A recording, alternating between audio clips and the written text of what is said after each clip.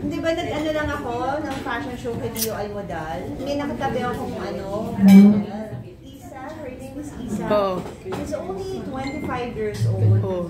And then, nagkakilala kami and she said, 5 years old lang daw siya nung... Grabe. Grabe naman! Paano po? Pero, sobrang parang ina-idolize daw niya ako. So, at 5 years old? Yeah, I don't know. I know your name. I was 5. I know your mano po and you know the gown. I want to wear the gown. Sabi ko, why not? You're a model. Diba? I don't have a courage like you. Sabi ko, do it while you're young. Totoo. Pero nililigwak mo kami ang... Hindi, sinaliligwak. Okay. Oo nga, hindi. Kasi may pang Gen Z. Wait, kaya i-refresh ko daw. So, ano lang ako. Ayan. Gen Z pala nag-trending yung sa yung sa PETA. May gusto ka ba i-clarify doon, Miss Ara? Yan. Tinanong ka na. Kaya sagutin mo na yan. Well, the viral thing. Kayo na nga, dahil usapang Gen Z.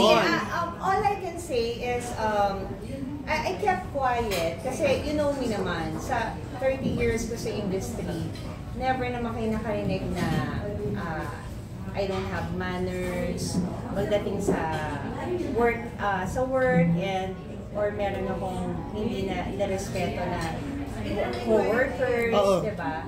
It's just, parang for me, hindi na kailangang palakihin. Kasi it's as far as I remember, 2 parts yun eh. May 10-minute break. It's a 2-hour-and-a-half play.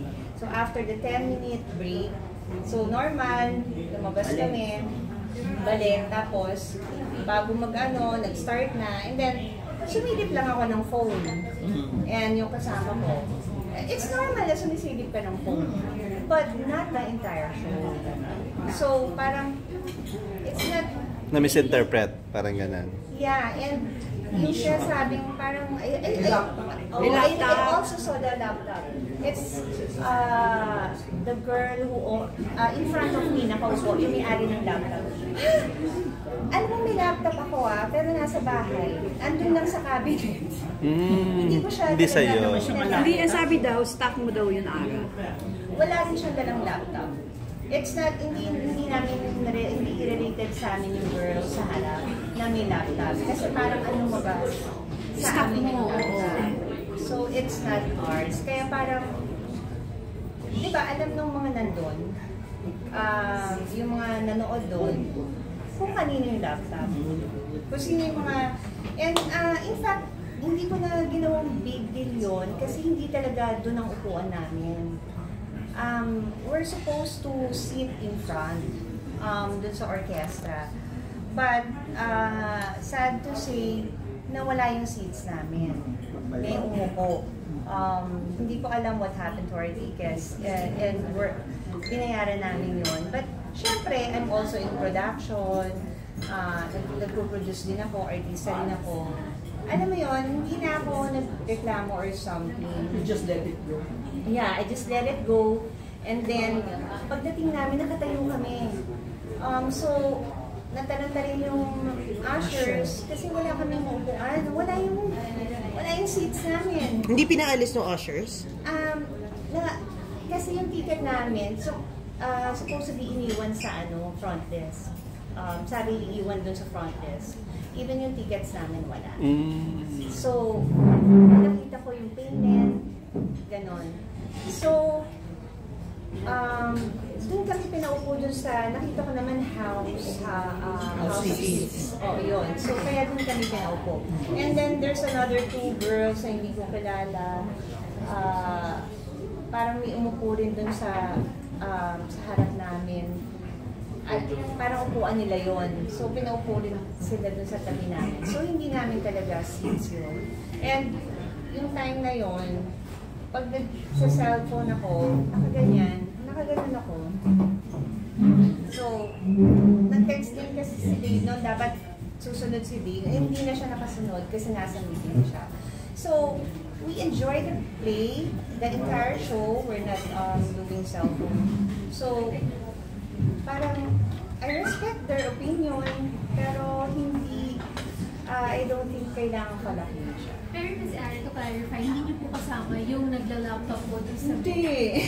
Hindi ko nga kilala yung nagla-laptop. Pero parang sa picture, parang sa amin yung laptop. Stock mo araw eh. Kaya dapat Clarify. basta-basta magja-judge. Ako, hindi na ako sumagot kasi I'm kind of busy. I just came from Zamboanga, Leyte, recently, para magpa-interview pa ako to, sabi ko, darating din naman yung time, may interview niyo ako, edi sasagutin ko. Diba? So, yung kasama ko, mas yung phone niya, kasi malabo mata nun eh. So, nung inano niya na, can you lower the brightness, nag-stop naman siya, and that's it. There's no big deal. Diba parang, ba't naman kayo ng ganun? Ang weird lang. Yan lang. So, I don't think na kailangan pala. Did you find it unfair na hindi mo naman pala kasama yung nagla-laptop? Sa'yo binenta, parang gano'n. Always naman ako ganun eh. I don't speak kasi naniniwala ako, lalabas na naman yung totoo.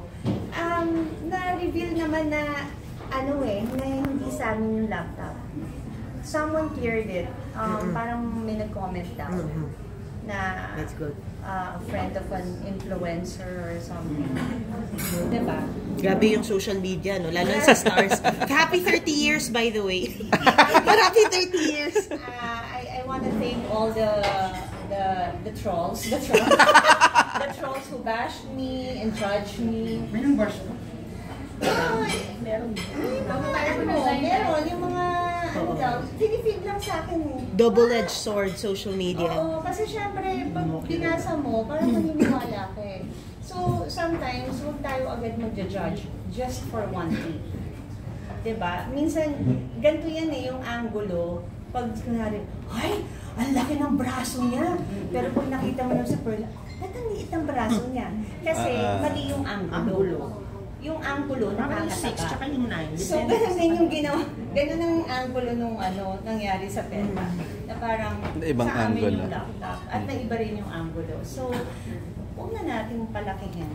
No, diba? At least you clear things, di ba? Yeah, ako nga, kami nga nawala ng seats, pero Hindi kayo hindi ako nagreklamo. nag-rather something. Because I understand the production, I respect the co-actors. Kasi may, actually nanood ako ng to support our friend. Sino? Si Jay Gonzaga. Kasi kasama namin sa Provinciano. Nagkahiwalay nga kami, sila Direk Rowell nga, at saka Angel, andun sa side. Kasi alam ko Tabi kayo. Tabi kami. So, diba? Ang last na tungtong ko sa PETA, Rock of Ages pa.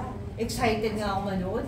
Tagal na. Ganun pa yung... But you would never do that. Yung habang may play, magkaano, to distract them. No naman, kasi I enjoy 2 hours and a half yung Show.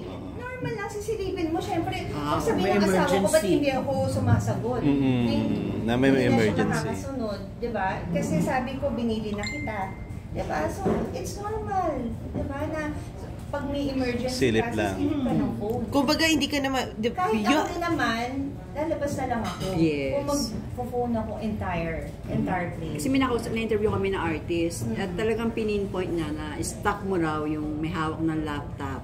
Kasi nag-usap-usap nga sila doon. And then, sabi, sana nga daw lumabas na lang kaysa nag-stay pa Ay, doon. hindi namin. Pala, yan. At least klinaro mo. Going Sino may artist? Sino artist na yan? Pahalalan din natin. Pahalalan din natin. Kasi ito going back sa love life ni Ara. Ano wala yung love life, ha? In fairness naman dun sa nagla-laptop, actually hindi rin ako na-bother sa kanya ng slide. Pero yung artist na Pero kumaga hindi naman din siya matagal nag-laptop eh. Nakikita niyo rin po yun. Nasa harap ko eh. Nasa harap ko. Pero kasi nakafocus ako sa show eh. Kasi Baka presyo, nag-deadline. deadline. Hindi, pero yun nga, pero theater. Pero nanonood ka naman kasi talaga ng play. So alam mo naman talaga yung theater etiquette, di ba? Akala niya Oo, kasama. nanonood kami ng play kasi nag-discussion pa kami. Sino yung artista nga dyan sa na yan? Sinong gumanap dito sa role na to? Ganyan. Oo. Etong ginagampanan niya, sino nga yan? Gumagano pa nga, nag-uusap pa kami ng kasama. Lahat naman ginagawa. Ano ba yan? Yung totoo, tita, yung totoo. Ano? Sabi artist. Forward, Kaya yung artist, dito na po kayo.